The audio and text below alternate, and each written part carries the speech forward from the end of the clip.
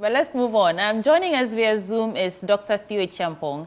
He's economist and political risk analyst. We also have Professor Lord Mensah. He's a financial economist. He's also at the University of Ghana Business School. Gentlemen, thank you so much for joining us. And I want to start with Dr. Theo Acheampong. Doc, the finance minister designate has pledged to abolish E-Levy, betting tax, COVID-19 tax, and all that. Ghanaians have learned, maybe from experience, that we should start asking questions early. Did you get that reassuring sense yesterday from some of his responses that this new administration can do the job without actually eliminating these taxes and the revenue shortfall that will result in, and then maybe surprise us with some other taxes like Gideon was saying? Did you get that overwhelming sense of assurance that this is a team for the job in terms of where we are right now with the economy? Yeah, good morning, and I hope you can hear me, and it's good to see Prof. Lord as well, and my good friend Gideon. I think the vetting went quite well. I listened for the most part to the finance minister's vetting and then the energy minister as well. And I think overall, from where I sit, they seem to understand the issues within the sector. And what then it will require to actually, take us, out of them.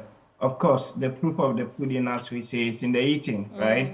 And that would be what we see in the coming weeks and months in terms of how they deliver the substantive issues. But if you look at their experience, having been deputy minister in the former government, and then also having been in parliament through various committees that they've served on, and then the fact that they also have done a little bit of work on the side to support themselves, it does look to me, in addition to the academic credentials and all, it does look to me that the team would be able to deliver. But like I said, it comes fundamentally to how and when that delivery is done. And on the substantive issue of those tax cuts that have been promised, my position on this is very, very clear, that both the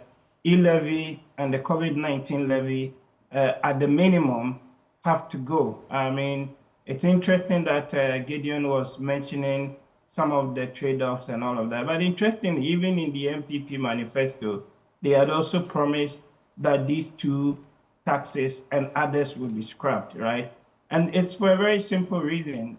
Citizens, Ghanaians have gone through hell the last few years with the cost of living crisis. And especially for me, for the E-Levy, it's one of those taxes that I think what the finance minister designated said, you don't know which bucket to put it in. And many people complained that it was actually a theft of their resources. For you make a transfer for no work done or very little work done, the state is actually taking money off you when you're also paying transfer charges, right, on top of that. If you look at the collective numbers and you work it out, for COVID and E-Levy, it's just around $300 million, right, a year. Again, to put it in context, that's about what we get every 4 months from the IMF under the current program. And roughly 0.4, 0.29, 0.4%, 3% of GDP, right, in terms of the losses that would be made. But you have to juxtapose that against some of the proposed interventions that they have indicated they'll be doing on the expenditure side of the equation. I think that is where, for me, a lot of the emphasis have got to be, right?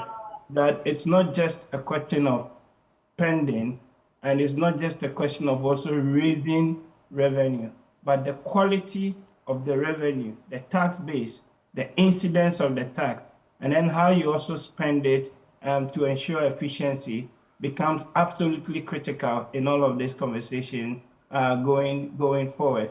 And when I look at some of the manifestos, the interesting thing is when you looked at the NDC manifesto on what they promised to do on the economy, and you look at the MPP manifesto on what they promised to do the economy, you could actually tell very little, right, from them, which for me reflects the fact that what needs to be done, at least kind of both parties, right, agree and are going forward. But then it becomes how you do it. And this is where the tax cuts within the first 120 days, the signal, the positive signal it was sent to citizens becomes quite important. There are a few other things that I'm sure we can discuss, but fundamentally, it's also then a question of how do you actually deliver and engineer consistent growth.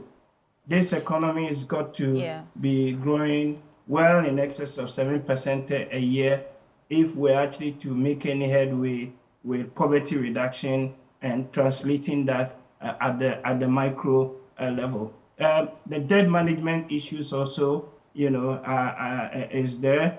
And if you look at this in the context of the IMF program, the IMF is very, very clear. The last review of the program, the third review, it's very clear. There are three broad objectives, right? Macroeconomic stability, debt sustainability, and then number three, higher and inclusive growth. So everything that the NDC administration would be pursuing or driving, right, needs to come in the context of this IMF program as well. And on the relative macro side, when you take inflation, you take the exchange rate, the depreciation, that's what we've got to deal with. But my emphasis really for me is how you actually engineer sustainable growth and the levers that is available to government to do that, especially, for example, the 24-hour economy policy and the tax incentives that they'll be offering in relation to that. Right. And Doc, please hold for us. Let's go to Professor Lord Mensah as well. Prof, thank you.